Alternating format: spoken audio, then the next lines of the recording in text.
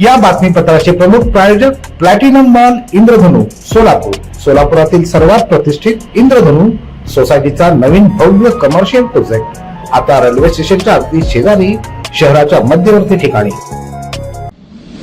पालिका निवडणुकीच्या निमित्तानं प्रचाराची जी रणधुमाळी गेल्या काही दिवसांपासून सुरू होती ती मंगळवारी सायंकाळी संपली आणि त्यानंतर नियमित लोकजीवन सोलापूर शहरात पाहायला मिळालं। आता राजकीय वर्तुळाचं लक्ष हे मतदानाकडे आणि त्यानंतर लगोलग होणाऱ्या मतमोजणीकडे लागलेलं असेल। पालिका निवडणुकीची जी रणधुमाळी होती ती मंगळवारी शांत झाली। प्रचाराच्या तोफा आपण ज्याला म्हणतो तर त्या थंडावल्या। गेल्या 15 दिवसापासून एक प्रचाराचा धुराळा पालिका निवडणुकीसाठी आपल्याला दिसून आला। प्रमुख राजकीय पक्षांमध्ये जे राजकीय लढत झाली त्यातून प्रचाराची एकंदरीत जी पातळी होती ती अगदी उच्चांकी अशा स्थितीला आपल्याला दिसून आली आणि सर्वत्रच अगदी रिक्षातून कर्णाद्वारे जर असेल तर तो एक प्रचार असेल किंवा उमेदवारांच्या घरोघरी जाऊन मतदारांच्या गाठीभेटी असतील किंवा जाहीर सभांमधून नेत्यांनी साधलेला नागरिकांशी संवाद, असं सगळं वातावरण या पालिका निवडणुकीच्या निमित्तानं अक्षरशः ढवळून निघालेलं होतं। आज मात्र मंगळवारी सायंकाळी जेव्हा प्रचाराच्या तोफा सगळ्या थंडावल्या, खऱ्या अर्थानं पालिका निवडणुकीसाठीचा जो जाहीर प्रचार होता तो थंडावला, तो थांबला आणि त्यानंतर आपण एकंदरीत नागरी जीवन ज्याला आपण असं म्हणतोय तर ते अगदी नेहमीसारखं अशा पद्धतीचं आपल्याला दिसून येतंय। महत्त्वाचं म्हणजे आता राजकीय पक्षांच्या बाबतीत बोलायचं झालं तर महानगरपालिका निवडणुकीकडे सर्वच राजकीय पक्षांचं लक्ष लागलेलं होतं, त्याचप्रमाणे नागरिकांचंही लक्ष होतं। कारण मध्यंतरी या निवडणुका 2-2.5 वर्ष झालेल्याच नव्हत्या। या आधीच 2-2.5 वर्ष त्या पालिकेच्या निवडणुका व्हायला पाहिजे होत्या, पण त्याला विलंब झाला। न्यायालयीन प्रक्रियेमुळं या गोष्टी पुढे गेल्या आणि राज्यभरातील महापालिका ज्या आहेत त्यांच्या निवडणुका या आपल्याला दिसून येत आहेत की आता एकाच वेळी लागल्या आणि त्यासाठी आता सर्वात महत्त्वाचं म्हणजे 15 जानेवारी रोजी या महापालिका निवडणुकीसाठी मतदान होत आहे आणि त्यानंतर लगेचच 16 जानेवारीला या पालिका निवडणुकीचा निकाल जो आहे अर्थात मतमोजणीची आहे तर ती 16 जानेवारी रोजी होणार आहे। त्यामुळं एक दिवसाच्या विश्रांतीनंतर पुन्हा एकदा राजकीय पक्षांची जी लगबग आहे ती मतदानासाठी आपल्याला दिसून येईल आणि त्यानंतर मतमोजणीकडे सर्वांचं लक्ष लागलेलं असेल।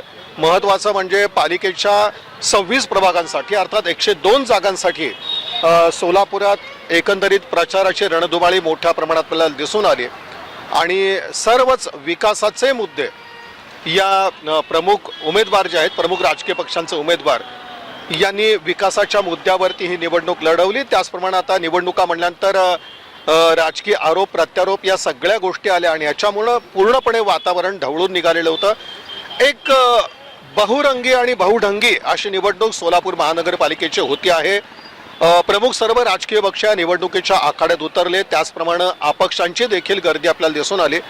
याला विशेष सांगायचं म्हणजे प्रमुख जे राजकीय पक्ष आहेत त्यांच्याकडं उमेदवारांची मोठ्या प्रमाणात गर्दी होती। त्यातही आपण जर विचार केला भाजपाकडं अक्षरशः म्हणजे उमेदवारांची जी इच्छुकांची जी गर्दी होती ती मोठ्या प्रमाणात होती आणि त्यानंतर मग इच्छुकांची मनधरणी करण्यामध्ये अगदी शेवटच्या टप्प्यामध्ये भाजपला एका अर्थानं यश आलं।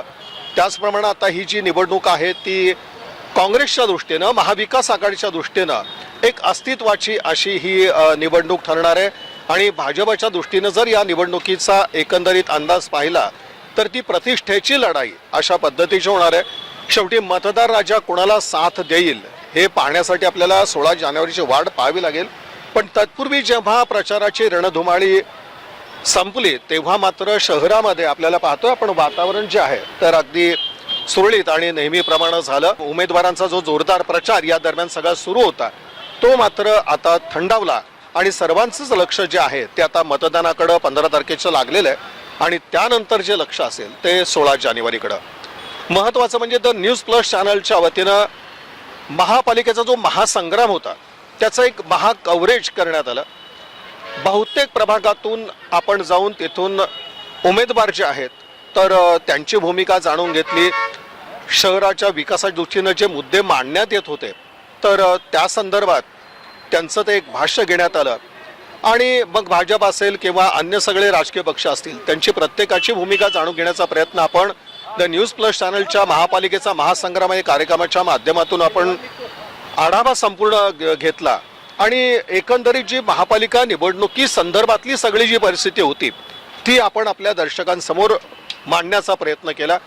या संबंध जो काही आपण आढावा घेतला या सगळ्या महानगरपालिका निवडणुकीचा, आपण अक्षरशः म्हणजे अगदी देगाव पासून ते सोरेगाव पर्यंत आणि इकडे हद्दवाड भागापर्यंत शहराच्या तर संपूर्ण परिस्थितीचा आढावा बातम्यांच्या माध्यमातून असेल किंवा कार्यक्रमाच्या माध्यमातून असेल आपण हा मतदारांसमोर महापालिका निवडणुकीचा सर्व माहोल मांडला.